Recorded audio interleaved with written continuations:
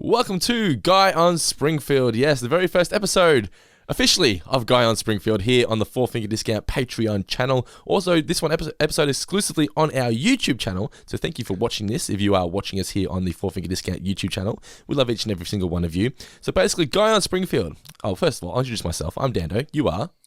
Guy on Springfield. You are Guy on Springfield, yes. Guy on Springfield. Middle name on.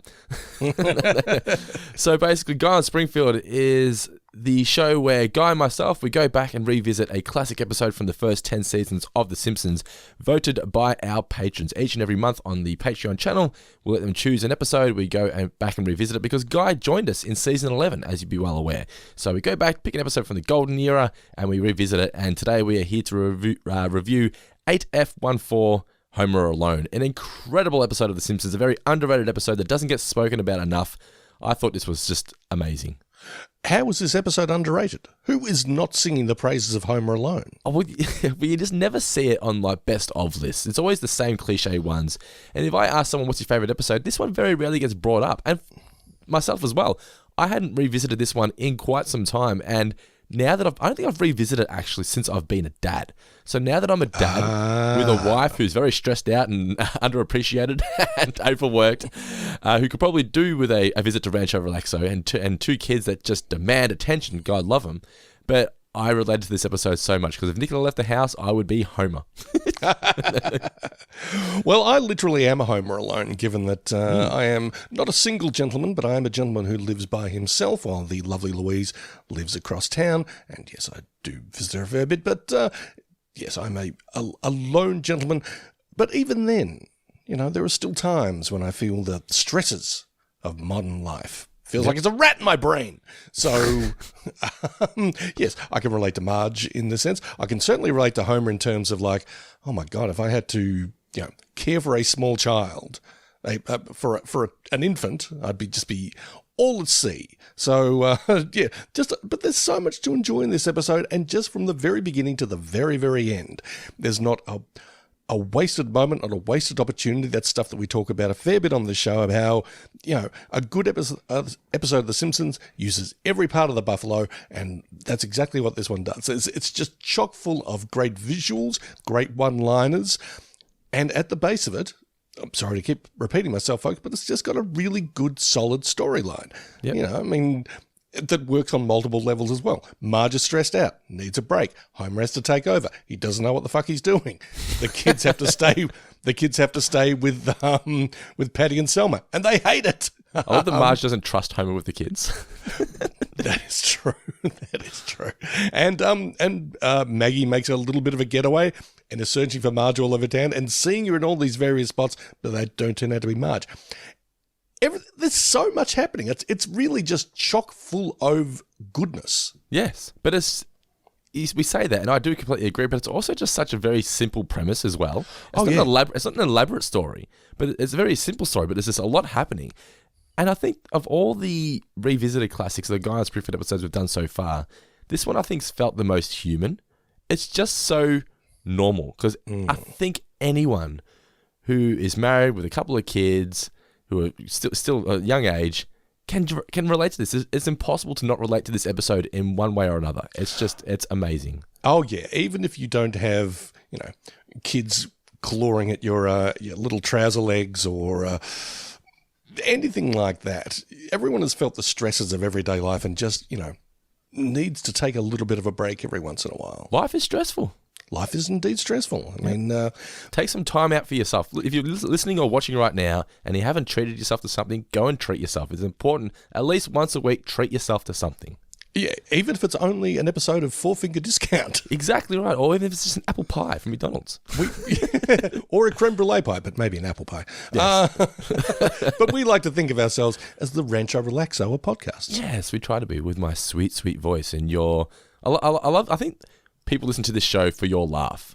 My aim of each podcast is to get you to do the when you can't breathe laugh. It's one of life's pure joys. Well, we'll work on. We'll see what we can find in this episode. I'm sure we're going to have it with this episode because there's plenty of moments. Yeah. So, what were your favorite moments from Homer Alone? What did I enjoy in this? Aside from the humour, one bit that I really liked was showing how efficient Marge was at changing Maggie. I'm always a sucker for anyone who's good at their job or good at their task. And admittedly, it's sort of muscle memory for Marge at this stage. You know, she's on her third kid and she's got the nappy changing, or the diaper changing for our American friends, process down to a fine art. But I just love that sort of, boop, you know, nothing but net getting the dirty nappy into the bin. I don't know. I just like that sequence. Thought it was pretty well done. Well, it was great because it gets paid off later where Homer can't put the nappy on, so he staples it. Correct. Yeah. There's one bit in here that strikes me as, I'm pretty sure The Simpsons didn't invent this, but it felt like the generation that grew up on The Simpsons learned it from The Simpsons. It's when Maggie's sort of walking the streets or crawling the streets, and she goes past Lubringham Palace or whatever it is, and that the squeaky voice teens out the front go, "Lube job while you wait, governor." So the guy just "Don't touch me." Yeah. That really strikes me as such just a classic Simpsons gag. Just the "Don't touch me." Don't touch me. So yeah, that's fantastic. And anytime, well, you've got squeaky voice teen putting on an English accent, that's brilliant. Love that. I got a big laugh out of Homer calling the missing persons hotline or the missing baby hotline, and baby come back. Baby it's the whole music. Yeah, I mean, it reminded me of the Treehouse of Horror where Marge is calling the hotline for the Krusty doll that's killing Homer, and she answers the phone and it's like, "Everybody loves a clown, so why don't you?" But my favourite bit, it's not really a joke, it's sort of a joke. Yeah. But Marge gets to Rancho Relaxo and she's listening to WKOMA. I think, and it's the dulcet tones of Harry Shearer saying, "Now, a super set of songs about clouds," which is something I have put into my everyday vernacular when I just want to describe something really just completely chill. It's like, that was a super set of song about clouds. What did you enjoy, Dana? What were your favourite bits? Oh, this is more about the story. I forgot to mention it in the little intro there, but I just love how they acknowledged how important Marge is to the structure of the family. She doesn't have a job, but trust me, being a mother and being a wife, it's the job. That's probably the hardest job in the world. that probably is the hardest job in the world. But it was great because I'm going into thinking this would be really good for little kids and husbands watching it with their kids to watch this and go, shit, maybe I should probably respect my spouse more and do more for her. It's actually a learning lesson in this episode, which I thought was really well done. I don't want to throw any children under the bus here, but believe me, I love throwing children under the bus, both literally and metaphorically. But I was over at the lovely Louise's last night. "Louise, can I have another sandwich?" No, she contacted me and she's like, "I'm really tired. Do you want to come over for dinner?" And I sort of read that as kind of, "Do you want to make dinner? Can you cook dinner?" Yeah. I'm like, I got no problem with that. I'd had a relatively lazy afternoon, listening to a super set of songs about clouds. And you rocked up with McDonald's, right? No, I did not. Okay. Lou has got she's got the HelloFresh kits at the moment. Yeah. She had Dinnerly for a while, now she's on to HelloFresh. You used up the free membership deal, so she's moved on to the next one. I think so, yeah. But I got there and we were having, what was it? Like Caribbean rissoles or something along those lines. It was actually pretty nice and fairly easy to assemble.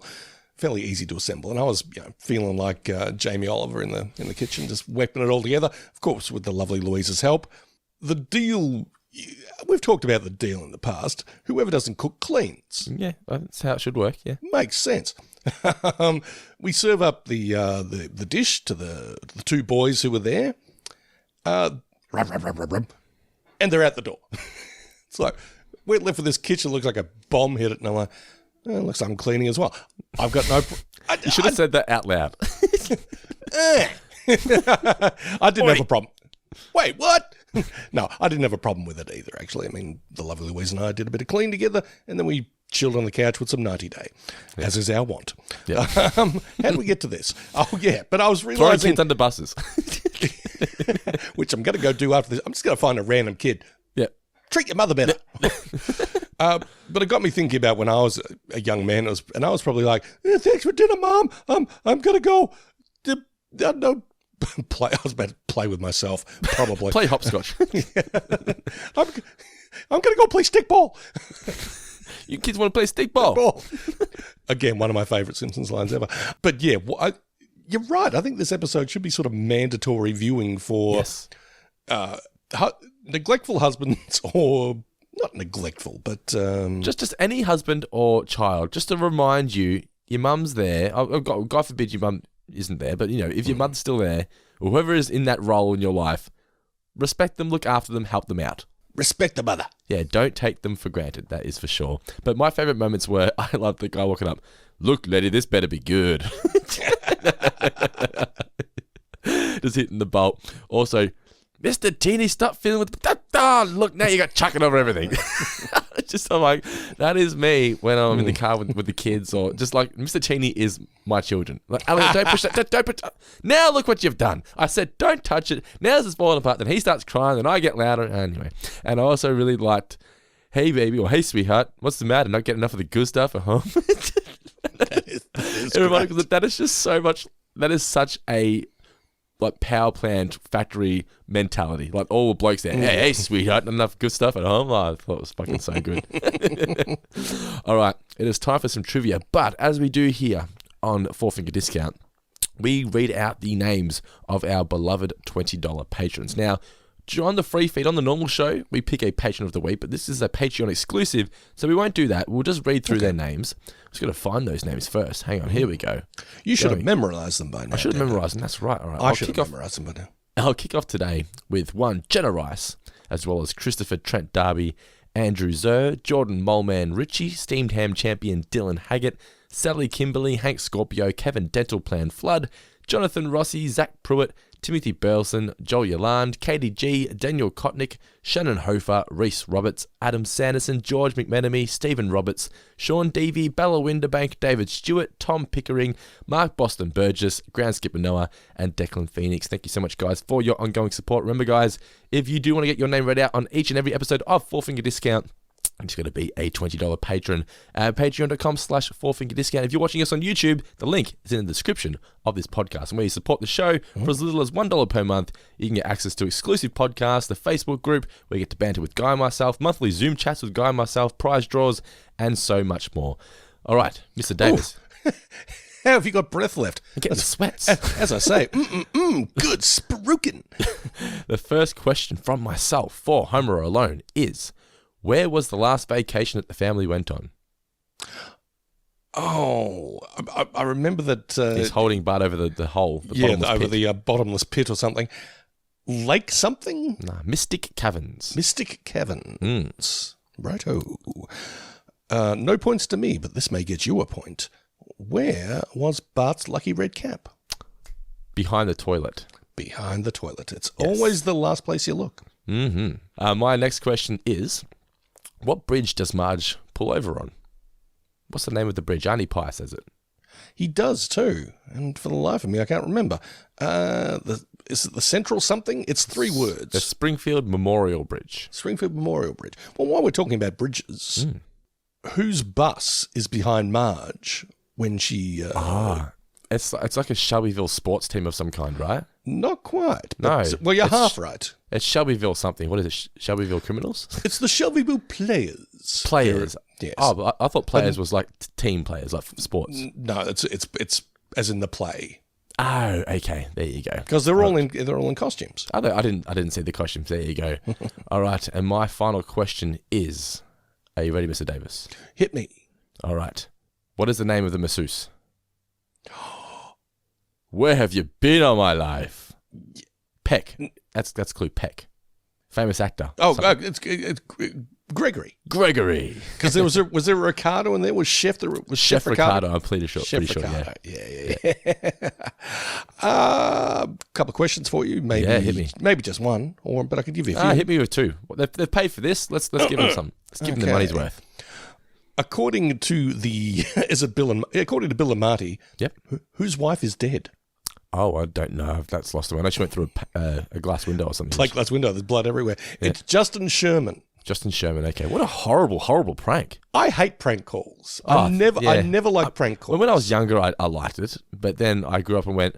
It's when I got to the age where I went, would I like this if this happened to me? Probably not. And your final question? Where did Arnie Pry drop his bagel? The corner of 14th and something.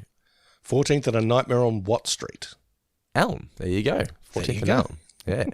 As soon as I saw Arnie Pie, I thought, guy's going to be happy. I love Arnie Pie. You do indeed, yes. All right, that's trivia for Home Alone. Let's get into our full in-depth review, shall we? Hopefully it's in depth. Hopefully so. All right, the original air date was February 6th, 1992. It was written by David M. Stern, the brother of who, Mr. Davis? That's a really good Marv question. from Home Alone. For real? Yeah. Oh, wow. I did not know that. Really? Oh, this is a fun episode so far. This is Daniel Stern's a very good actor. I like that guy.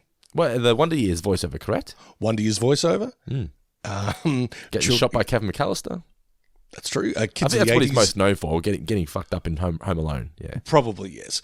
People of the 80s might know him from the great helicopter action movie Blue Thunder. Oh, okay. Alrighty. Yeah. The episode was directed by Mark Kirkland. The chalkboard gag, I will not spank others, and the couch gag is the family all forms a pyramid with Maggie on pyramid. top. Correct. You know, it's like, because we're currently doing, sorry for interrupting, but we're currently on season 16 of the show on the normal 4-figure discount.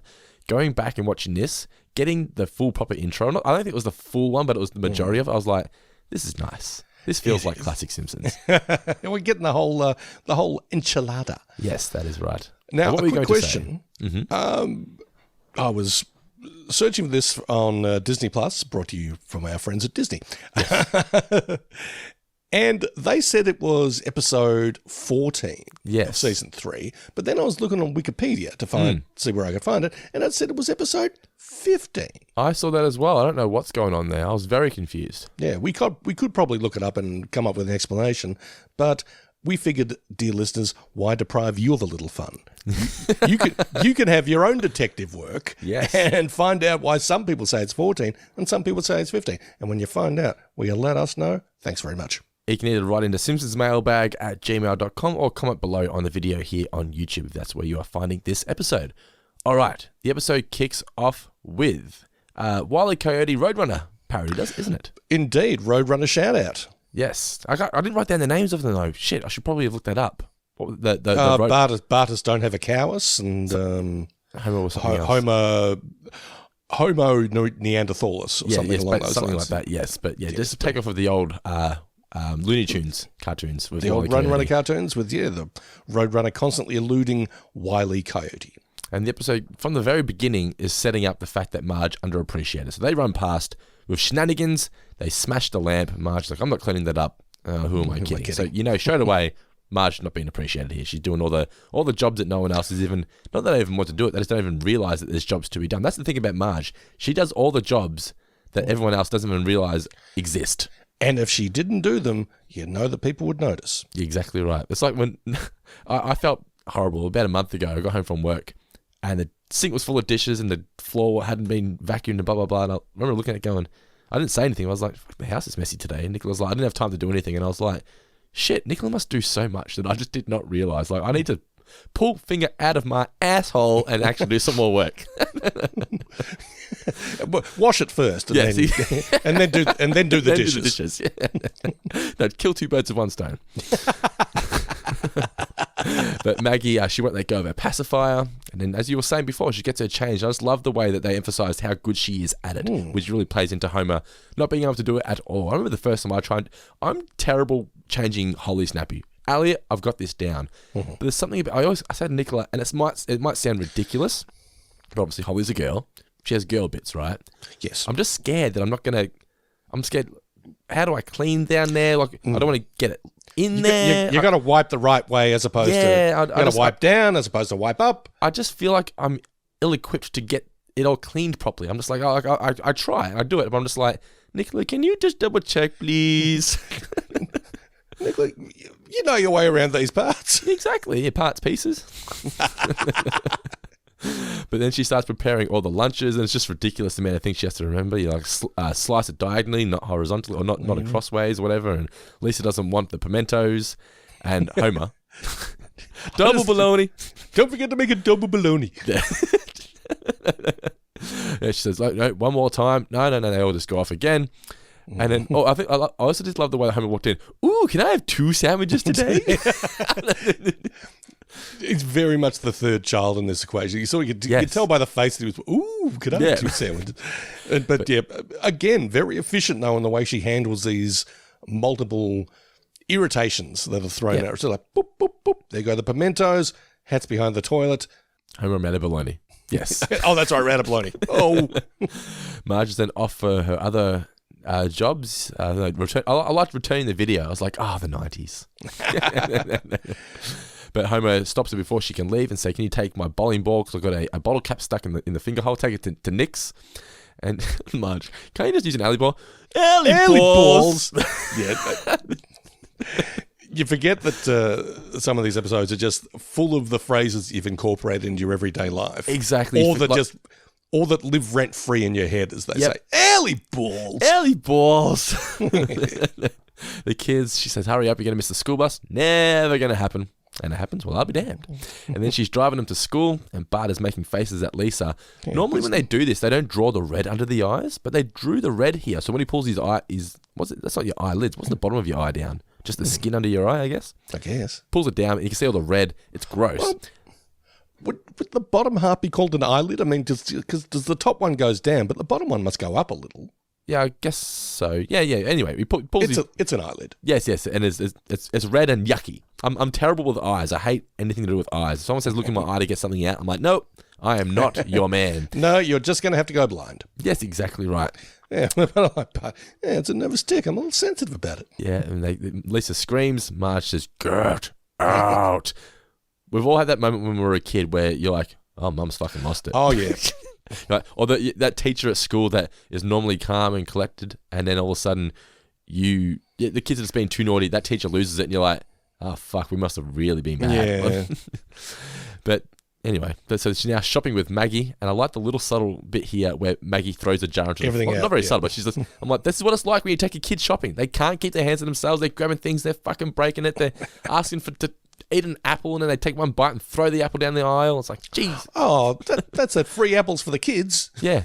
It's not a good experience. Do not take kids to the supermarket. Not fun at all. You're really relating to this episode, aren't you? Oh, mate, this episode is fucking great. Now that I'm a parent of 2 small children, it's the best.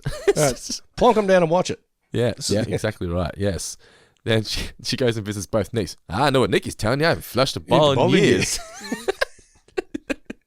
It's not even funny. It's just the way it's said.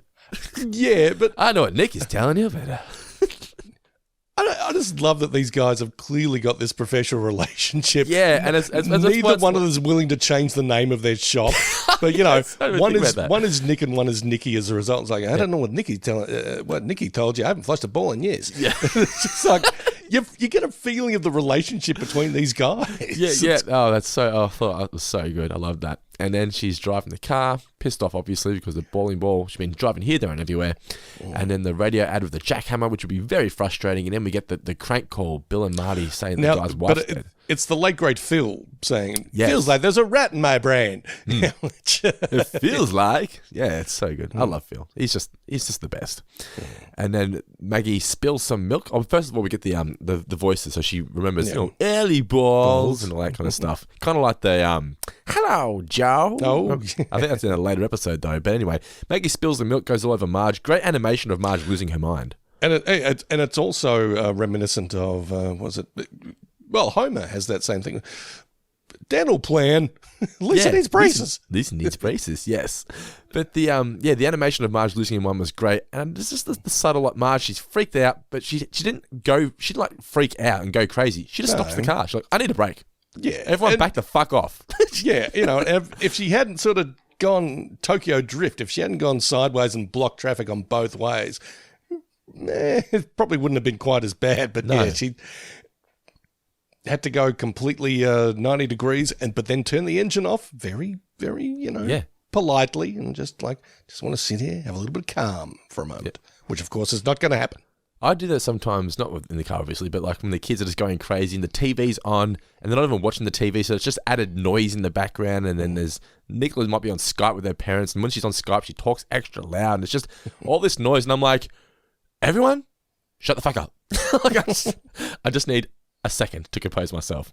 So I can really appreciate Marge here. Then the guy, I just love the, look, lady, this better be good.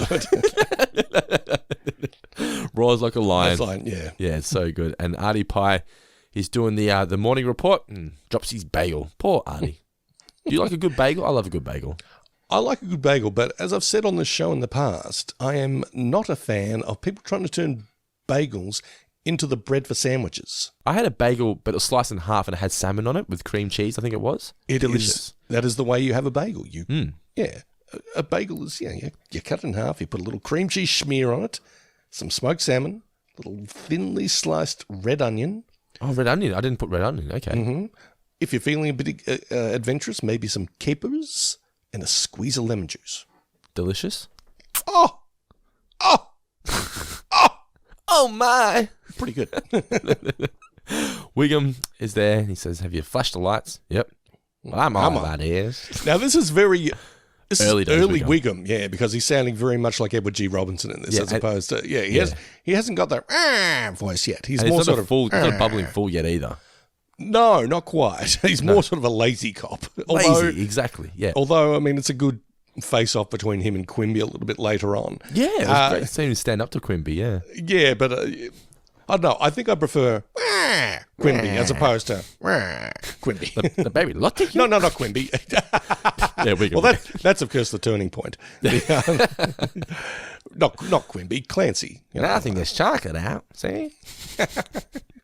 But everyone's all held up. Otto's going to start sunbaking. The mobster's got the body in the trunk, and then Mr. Teeny, I just loved it. Oh, now you got chucking over everything.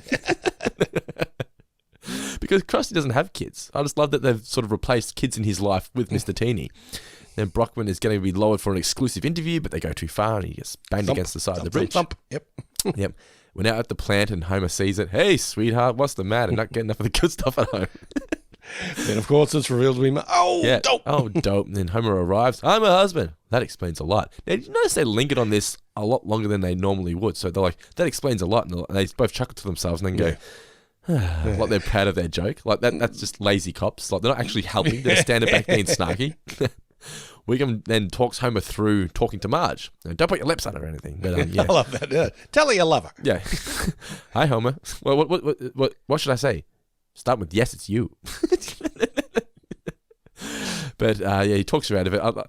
There's something about the use of the word snuggle that I think the Simpsons are the only ones that use it. But it's such a great, cute, nice way of using, instead of saying sex, because you want to, the Simpsons is a show that has sex in it a lot, but they never say the word, they do later on, obviously, but it's a great way of using sex in a kid's show by referring to it as snuggling. It's great. Indeed. And I think a lot of people have picked up on that and refer to, you hear the term special cuddles a lot, which I don't think I like. I think I like it, but I don't like the word. But snuggle, I think is, far more preferable. So Louise is like, what's the special cuddle? I was like, I'm up for a cuddle. No, I'm at the special kind. I think you're overselling it when you say special. Yeah. It's more like it's on special. Louise goes for a special cuddle. Don't touch me.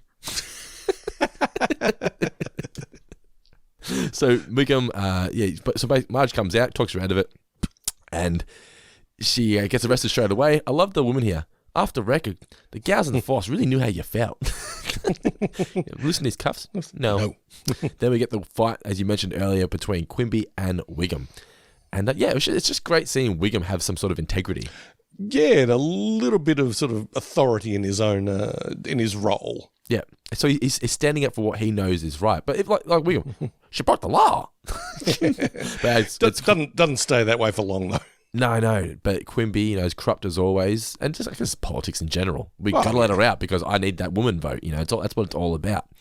And declares Marge Simpson Day, like seals chucking a fish and watch them slap their fins together. It's not even just letting Marge go; it's real overreach. Celebrating her. Really okay, good. Ladies. Yeah, we know how you feel. Special day for you. Marge and Homer are then watching it in bed. All's well that ends well. Because of sleep. Marge sees the ad for Rancho Relaxo. She's like, that's it. I need a vacation. I was like, we've already been on vacation. I love the way he's like, I'm not fun either. Marge, can I have another sandwich?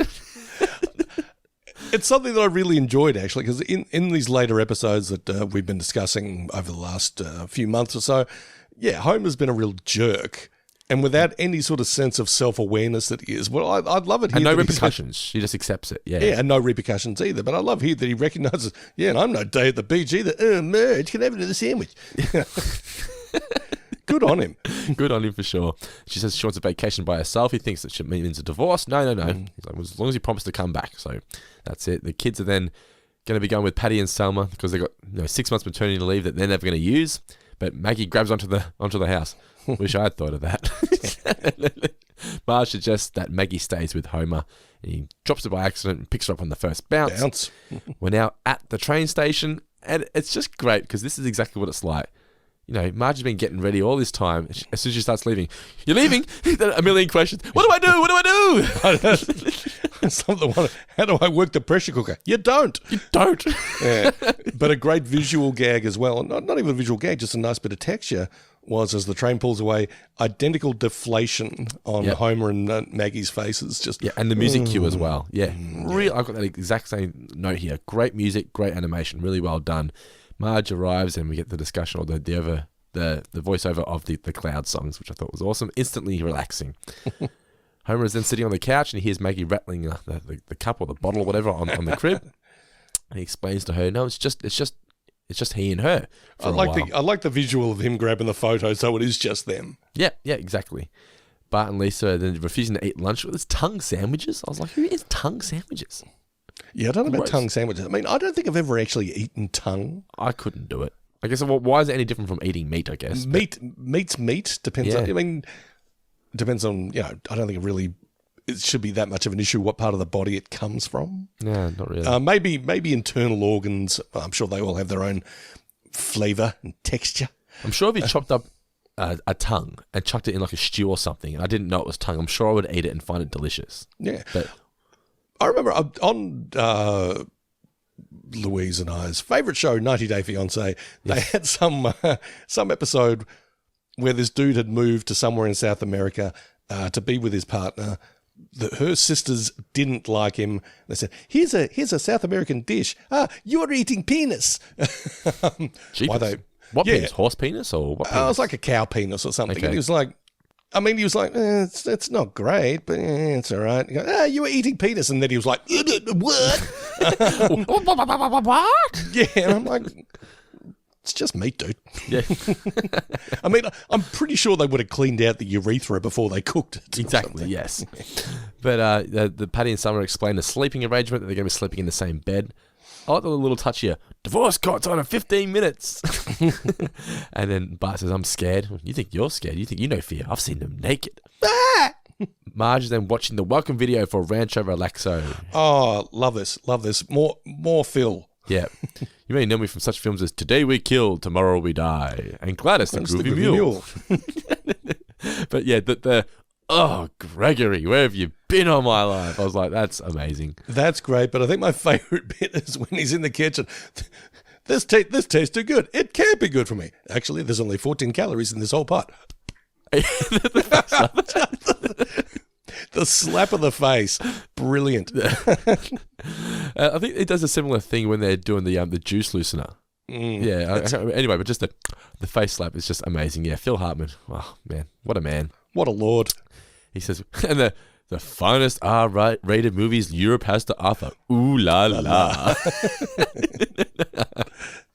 And look, if you've spent any time back in the pre-streaming days of hotels, there was a bit of that sort of flicking through the movie channels like, ooh. I'll stay here for a little while. Yeah, it's like, ooh, the softcore channel. Yes. Homer tries to feed Maggie here, ends up just eating the food himself. It happens to me sometimes. I'm feeding Holly risotto or whatever. It's usually Elliot. I'm like, hey, motherfucker, if you're not going to eat it, I'm going to eat this. The good thing about taking kids to a restaurant, it's crazy times, but you always get leftovers because they never eat their whole meal. And it's just, you always order plenty of kids' meals and you get plenty left over. But Homer then tries to change her nappy. He can't do it, so he just staples it. Then he tries the puppet show. And I'm like, this is literally what it's like when Nicola leaves me home with Holly. I'm like, how the fuck am I going to entertain you for an hour? Can't you read a book or something? Yeah, just doing useless shit, puppet shows and all that kind of stuff. And Marge is getting a massage from Gregory, and he's enjoying it just as much as she is. And Barney then arrives to keep Homer company. Someone smells stinky. It's me. Oh, it's me. But then finds the bra going through the cupboard, and the blackhead gun as well. And Patty and Selma come in after watching some MacGyver. They're very satisfied. And Richard Dean Anderson's going to be in their dreams tonight, and they snore really, really loud. Homer, meanwhile, is trying to put Maggie to sleep. Now, they drew him here looking really disheveled, and apparently they were going for the fact that they wanted him to look drunk. I'm like, I don't think that would have been wise to have Homer drunk whilst looking after Maggie. I don't think that's not a good angle. I'm glad they didn't go with that, because he just looks tired. Like, this is what I look like when I'm trying to put the kids to sleep. Like, you're broken. I actually told a guy at work the other day, my mate Luke, shout out to Luke. We're both parents of young kids. He's only got one, but I'm like, it was 7:10 the other night, and we said to Elliot, right, it's bedtime. And then at 8:20, I'm dancing to the Bluey theme. Nicola's playing charades, and Elliot's just sitting on the floor going, like, clapping. And I'm like, how the fuck did this happen? How did bedtime turn to an hour later? I'm fucking dancing to Bluey. How is this kid in control? How is this small person running the show? How are we doing all this shit for Elliot to keep him entertained? He's just like, just one more song. And I'm like, we need change here. I know. I need control. It's time for a coup d'etat. Because this kid's a little dictator. He really is. He's a great salesman, though. He's just like, I'm like, I'll read you 3 books. I'll read you 4 books. 6, 5, deal. Well, there you go. Send him out to work at old Pop Culture. Yes, exactly right. Marge, I know, I've already gone that part. So Homer has put Maggie to bed. I like the little reference here of calling her a pork chop as well. Like, I like that. It's just real. Pet names are good. Little nickname for your kids. But Maggie, she sneaks out because she misses Marge, obviously. She goes out the doggy door. Barney's asleep on the kitchen floor. She sees the bush. She thinks it's Marge, but it's not. And she wanders off down the street. This was the only bit of the episode I thought, you really made Homer look like a really bad father here. Homer walks in. It's time for your 9 a.m. feeding, but it's actually 11:30. 2 hours late, yeah. That's funny, right? That's funny. But what, we're supposed to believe that he didn't go and check up on her until 11:30 in the morning? Because he's like, she's not in her bed anymore. I was like, it's not a big deal, but I'm like, what, so you woke up and didn't look for Maggie for like fucking 4 hours? But anyway, it's not a huge deal. But anyway, she's gone. He thinks she's under Barney, but he was just sleeping on a seashell. And Barney's like, don't worry about it, mate. I'll just make you an omelette. He's like, no, we've got to go find her. And so he pulls Very proud of his omelettes. Yes. I like a good omelette, but it's got to be cooked to perfection. I'm not huge on omelettes, but if it's cooked right, I do like them. Otherwise, it's just eggs. Yeah, exactly right. Yeah. But he pulls out the water pipe out of the ground. He thinks it's Maggie's arm. You pull her arm off. And then he says, the sooner we get her out, the sooner we can have omelettes. Maggie, meanwhile, he's just roaming around Springfield looking for Marge. She approaches the hairdresser, who now has Bride of Frankenstein Marge-esque hair, who can't put a bag over her head. Yes, you can. Yes, you can. Marge calls the Department of Missing Babies, as you mentioned earlier. Baby, come back. It's so good. Marge then decides, you know what, fuck this, I'm ordering room service. Hot fudge sundae, whipped cream, and chocolate chip cheesecake, and a bottle of tequila. It's great that she's, just feeling herself, enjoying herself. I mean, before that, we had she's on her side of the bed, her traditional side of the bed, realizes... Yes, the stretch out, of course. Time for the stretch outs. Yeah, really good. But also, too, I like this moment because up until this point, it's almost like she's been doing what they've been telling her to do. Like, you got to do this, do this, do this, do this. You know, you don't have to do it at these times, but she's following what they wanted her to do, all the events. Now she's like, fuck it, I just want cake and have a bath, and I really like that. Ice cream sundae, shot of tequila, and watching Thelma and Louise in the bath. And that shot of her in the bath is so relaxing to watch. Like, it's so satisfying. It really is. When she goes down and they come back and her hair's all loose, I'm like, I feel relaxed watching this. It's true. Yeah, you're right. It's like, she looks, it's a really, it couldn't have been animated any better. It's so great. And Homer goes to visit the kids to see whether they've seen Maggie. They haven't, so he leaves them behind. Maggie thinks that the person dressed as the Queen's Guard. That's right. Yes, doing the lube jobs. He thinks that's job Marge. while you wait, Governor. Don't touch me. Homer then calls Marge. Marge, would you be sad the dog ran away? Oh, that's terrible. Oh, well, it's all right. The dog hasn't run away. She says to him, well, thank God, because I'm going to be coming home, pick me up in an hour, bring the kids. He's like, oh, shit.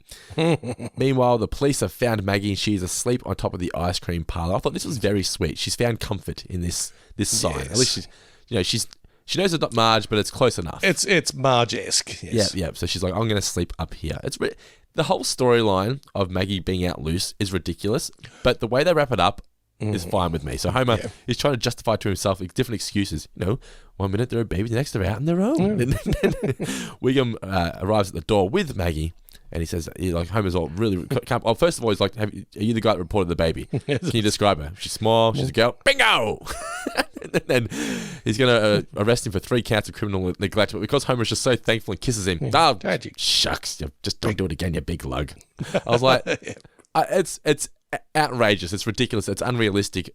But it's just perfect. It's just, it makes you feel all warm inside. You're like, just don't do it again, Homer, you rascal. But they go to, he goes to pick up the kids as well. First of all, he tapes Maggie down to the chair, straps her down. Never getting away again. Getting away again. Goes to pick up the kids. They've grabbed onto his legs. And then they arrive at the train station, or Marge arrives, and she sees the look of them. She's holding up the photo, brings it down, and they're just broken. They're a mess. Yep. Never leave again. Never live again. It's so well acted from Dan there. Never live again. Never live again. They're all Dan was having a ball in this episode. Oh, so good. They're all so thankful that she's back. And they're in bed, and Marge is pretty much just laying out the ultimatums. Homer, it was great to get away, but you're going to have to change. You're going to have to help me out a lot more, blah, blah, blah. I'm going to need a little break every once in a while. Yeah. Bart interrupts. Look, Mum, I think I speak for everyone here when I say you've got nothing to worry about because all the kids are all in bed with her. They've clearly missed her. They all love her to bits. And they're going to do more to help her out in future episodes. They don't really. But we would hope so, but no. No, but as a standalone episode, the message was great. So he turns off the light. They all go to bed together. And I just thought this was just a brilliant episode of The Simpsons. It's just... This is Simpsons at its greatest. It really is. Very fun, very sweet, very well constructed. Yeah. Anyone who says that they don't like The Simpsons, they think it's... Well, everyone likes The Simpsons now, but back in the day when my mum would say, you're not watching The Simpsons, it's bad influence. Show them this episode. And they'd be like, okay, it's actually great. And then show them South Park. Yeah, exactly right. Go from this to Cartman's Mum's a Dirty Slut.